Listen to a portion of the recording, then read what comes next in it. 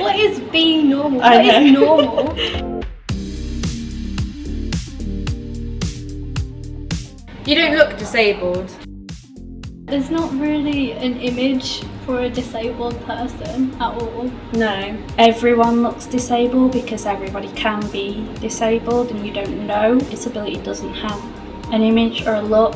I feel like a lot of people feel unless you're in a wheelchair, you don't look disabled. I think that's the only way Yeah. to society is that you can look disabled. But I think also you don't look disabled can be interpreted when people go, oh well, I don't see you as disabled, because they see disability as a bad thing, but all they're really saying is, well, I don't see the fact that certain things might need to be done differently or have different considerations because of your disability.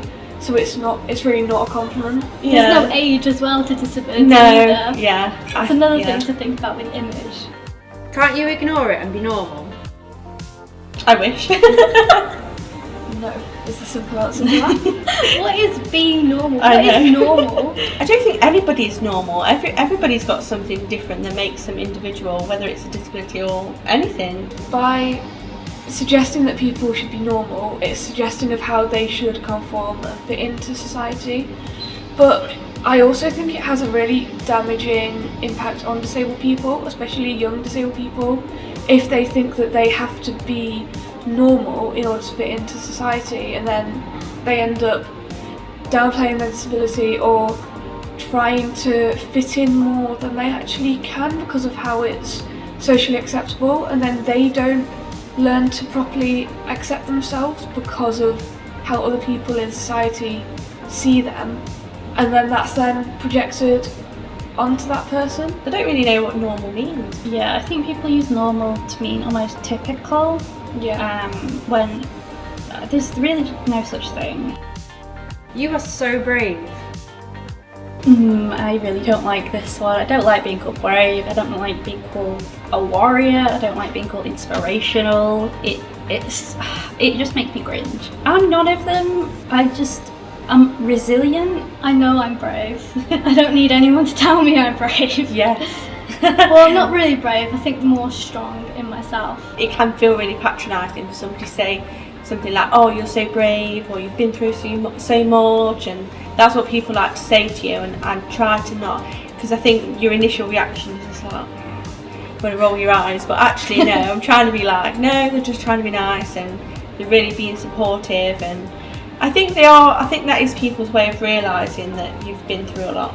But you don't need that to validate you as well at the same time. I think, like you say, you don't need people to tell you. And I think if you're feeling inclined to say it, don't, because it doesn't help any situation at all. Can I ask someone with a disability what happened?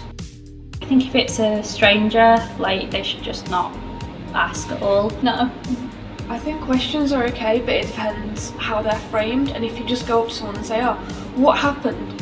Firstly, what do you mean what happened? Is it just disability or something else? Like, what happened is a very vague question, but also I think it depends on how well you know the person and also the purpose of the question. I think maybe no, but I think it depends on how well you know the person. Yeah, that's But I think we need to get away from the thought that something has happened when it comes to disability. That's not always the case. A lot of people are born with disability. Even people who have found a condition later on in life, it's not necessarily something that's happened. I think people want you to say, oh yeah, I was hit by a car. Are you able to share your story or your experience with me? I think that's maybe a better way to phrase it. Have you tried blank treatment? Yoga. Yoga's the worst one. I tried can't yoga. stand yoga. Oh god. Yoga actually makes things worse for me. It doesn't help me at all, so I don't even know why people keep saying this to me. Well, I mean, most disabled people get asked if they've tried yoga for some unknown reason. It's got popular. And I almost like this one nowadays because someone can ask me, oh, have you tried yoga? And I can say, oh, my occupational therapist literally banned me from yoga, so no, I can't do it anymore. Is there anything else do you think I could do to help you? Yeah. That might be a good question. Or is there anything I can do to help? Or something like that might be a better question. Because if you're saying try yoga, try to go vegan, try, I don't know, swimming, I always get told to go swimming as well. I do go swimming and I do enjoy it, but you know, there's no need to tell me. I'm an adult. I have professionals that will help tell me what to do. My family member or friend is disabled. I know what you're going through. I mean, you're not disabled yourself, so technically you don't know what I'm going through because it's your family member or friend, not you. And I also just think, even if you know someone else with the same disability, yeah, perhaps you can learn from them, but at the end of the day, everyone experiences the same disability very differently, and one disabled person does not speak for everyone else. Yeah, disability is not the same for everyone. No. There's so many health conditions and just general life circumstances that happen that would make somebody disabled, I guess, to say. I think the best one I have with that is the time I was at the hospital once, and just the nurse came up to me, knelt down in front of me, held both of my hands and went, "I've got a blind dog at home." And I was like, I don't really know what to say to this. That's great, but I'm not a dog. What do you seem to say to that? You're just like, okay. I didn't know what to do. I was like, oh, okay.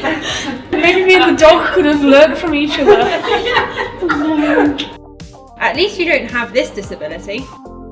Yeah, we don't play the Disability Olympics. It's we just don't compare. It's weird and rude to say that one is inherently worse than the other. How do you feel about being called a person with a disability or a disabled person? I prefer being called disabled or a disabled person. For me, and I know a lot of people feel the same, is that your disability is part of who you are. It's not just something you have. It's not this burden, this bag that you carry that's just extra to you. It's part of your makeup. Really, it's like an integral part of me.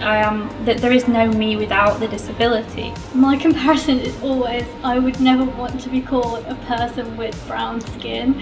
I'm just a brown person, so I don't understand. In my personal preference, I don't understand person with disabilities. You kind of are defined by your disability because it defines how you interact with the world. And also, I feel like people shouldn't need reminding that we're people first. We should just be, that should just be an inherent part of how they think. Differently abled, I can't stand differently abled. I think most disabled people would agree with me, so don't call anyone differently abled. I'm not differently abled because I don't have special powers or different powers. We all have different abilities, but that's not the same as a disability. And we all have different needs, but they're not special, they're just human. A lot of people say that ADHD is a superpower if you just know how to use it, and I was like, no it's not. It's absolutely not for me. It has benefits, has disadvantages, but everybody's brain has benefits and disadvantages. Something I don't like either is special needs. People don't realise how powerful language is and how much it can make a difference in someone's life. It would really make me more comfortable if someone called me a disabled person. Just having that open conversation. How would you prefer for me to refer to you as? I think that's an okay question to ask.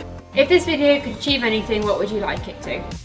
An open conversation around disability. Disability isn't something we should shy away from. It's okay to talk about it, and it's actually good to talk about it because the more we have these open conversations, the more that we'll be able to understand people more.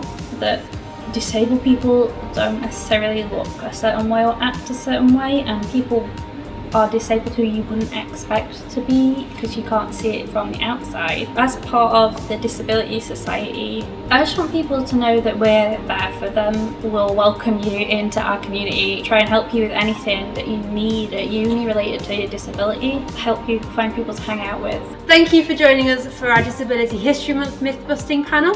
I'm Emily, your Vice President Welfare, and I hope you join us for our next one for LGBTQ+ History Month.